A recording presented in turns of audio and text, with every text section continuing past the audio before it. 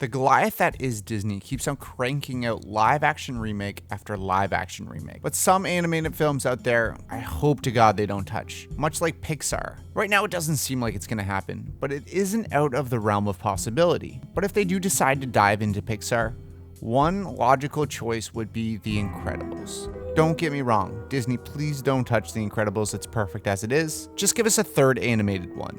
But still, it's fun to look at who we would cast to portray these characters in live action. It's a difficult one, and I tried like hell to cast it correctly, because The Incredibles is some of my favorite characters within animation and even film. Now, we have quite a few characters to get through today, but first I want to thank today's sponsor, Surfshark. Surfshark is a VPN that allows you to protect your data from being breached, which is great, but I mainly use it to switch over my IP address so it appears like I'm from other countries, so I can watch different movies on Netflix. Surfshark gives you the opportunity to watch whatever you'd like, no matter what country you're in. Either way, without even switching your IP, it just makes sense in today's age to put up that barrier to protect your data on your computer.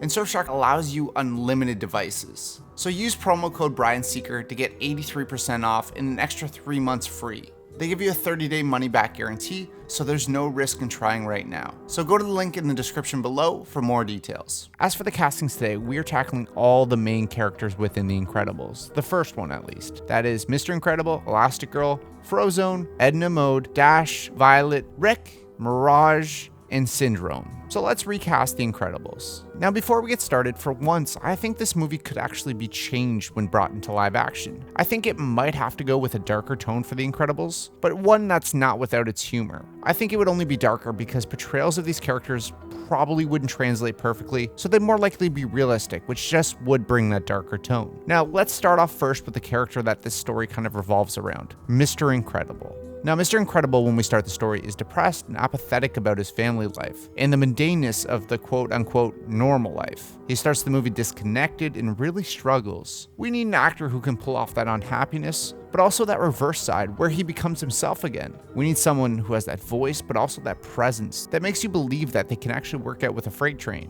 I also want someone with those quieter moments who can play dad and cheer on Dash. Now, of course, we need someone on the older side, maybe a little bit overweight, and maybe thinning a little bit in the hair area. That all boils down to David Harbour, who has shown us in Stranger Things that he has everything in the wheelhouse to play this character. He's played that lost character filled with disdain. We need to talk. Get away from me. Okay, no, I Get think away you're really from me. going to want to hear Get this, Jim. away Trust me. I only from want... me. But also a father who loves and respects his children. I can fight. Better than any of us.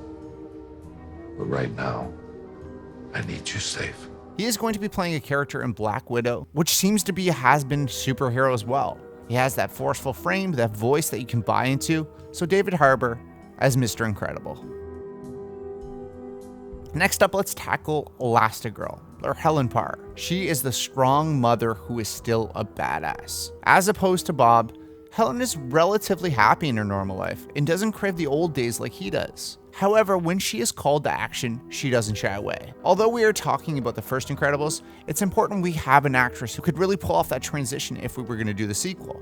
Now, Helen, first and foremost, is a mother. She protects and lives for her children. We need someone with that vibe, but also someone who has that little bit of flair and that rebellious past. She should also have that air of femininity to her as well. That's why I went with Emily Blunt. She is really the only actress I could think of working today who has it all. She can play that fiery side to control and round up her children, while still having that loving nature, and on the flip side, really sell being a badass. Find me when you wake up. What? Come find me when you wake up. I know she doesn't have red hair and doesn't look exactly like the character in mind, but she has everything to nail the performance. And with her being nearly 40, it works well with David Harbour, and I can actually see them playing side by side. So Emily Blunt as Elastigirl.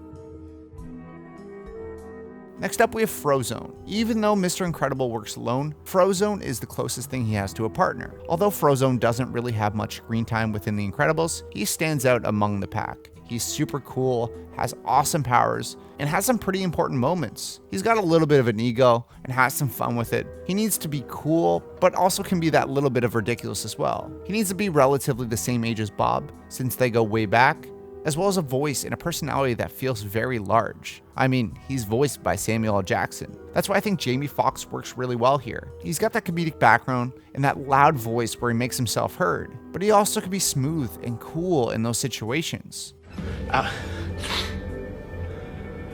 That's your name now? Yeah, that's my name. You probably know me, Shrimp Heist, it was actually prawns. All right? And I can just see him screaming, "Where is my super suit?" while still being able to throw down. So Jamie Foxx as Frozone. Next up, we have another breakout star who was really just a cameo, Edna Mode. She only really has a handful of scenes, but I guarantee Edna Mode saying "darling" is just so vivid in your mind. Without even breaking down this character, there is only one choice. Hello! Ongo Goblogian, the art collector. Okay, seriously though, everyone knows that Linda Hunt is the character. I mean, she's only 4'9", has the look, has the attitude, has the cadence for this. Pilates is exercise. Beating the hell out of something is an aggressive expression of male frustration. She's just perfect. She's so perfect that she doesn't even require a Photoshop. So Linda Hunt as Edna Mode. Next up, we have Dash, a character who has energy and fun and brings a much needed laugh throughout the film. This moment and his laugh here always gets to me and is one of my favorite moments within film.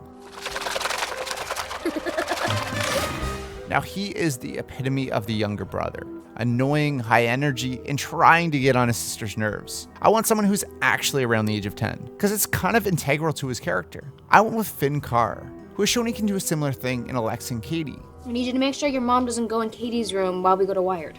Easy. I'll throw myself down the stairs and she'll have to take me to the emergency room. Something like that, but nothing like that.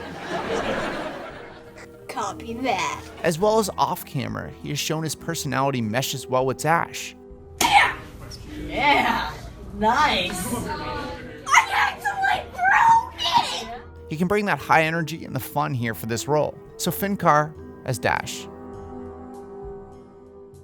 Next up, we have Violet, the only character in this film who doesn't want to be seen. She is hypersensitive, non-confident, and really has low spirits throughout the movie. But she actually has one of the best character arcs within The Incredibles. She needs to feel distant from the family, but eventually come into her own. She should be older than Dash, but not too much older. I still want that skinny girl who is really unsure of herself. I went with Thomasin McKenzie, who is best known from her role in Jojo Rabbit. She is a little bit older than I would like, but I think she looks much younger. She has that skinny, lanky frame that Violet should have. But I've also been really impressed with her acting throughout the years. She's played unsure and emotional in Leave No Trace.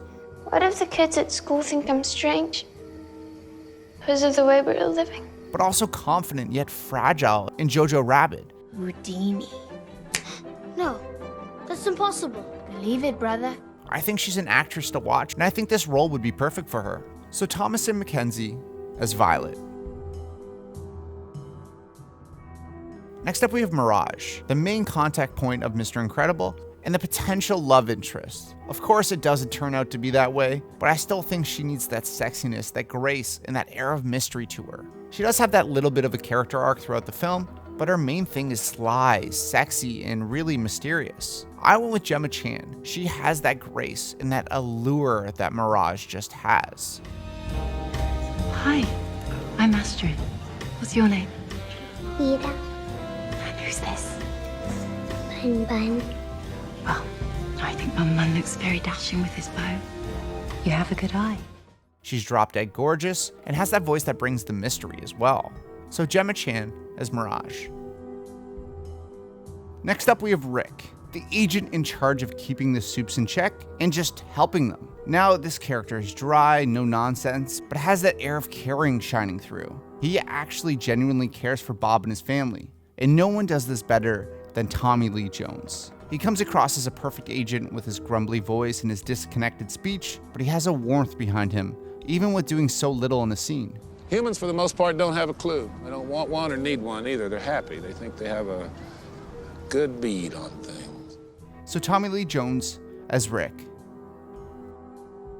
Lastly, we have Syndrome, the main antagonist of the movie, and one that really shines in the original performance. Jason Lee really brought this character to life, but I think if he were going live action, I don't think he could do the exact same thing that the animated film did. I think you'd rather have to double down on that menace. I think it'd be an incredibly difficult performance to pull off because there are a lot of layers here, but really vengeance and self-importance are at the forefront. He needs that disdain and that hatred shining through with a real level of evil genius. I think he should be on the younger side and in his mid-20s, according to the timeline of the beginning of the film. That's why I went with Cameron Monaghan, who has shown in his time in Gotham, but also from Shameless, that he's really a talent to watch. What the hell is wrong with you? Too much! Too much is wrong with me. That's the problem, isn't it? Too much is wrong with me. And you can't do anything about that. You can't change it. You can't fix me, because I'm not broken. I don't need to be fixed, okay? I'm me. I think he has that darkness and that weight behind him, and I'm really surprised he hasn't broken out further in Hollywood. Oh, you know how mothers are. She just kept pushing. Don't come yell at me to do the dishes if you've been banging a clown. The next one! I think he would eat up this role, make it his own, while still playing a little bit of homage to Jason Lee. So Cameron Monaghan as Syndrome. So there is The Incredibles live action. Let me know what you thought of my choices, as well as let me know your choices in the comments below. This was actually a recommendation by one of the viewers, so please let me know what you'd like to see next. Should I continue with Pixar and Disney, or should I move on to something else? As always, thank you so much for watching. Please subscribe, and I'll see you in the next video.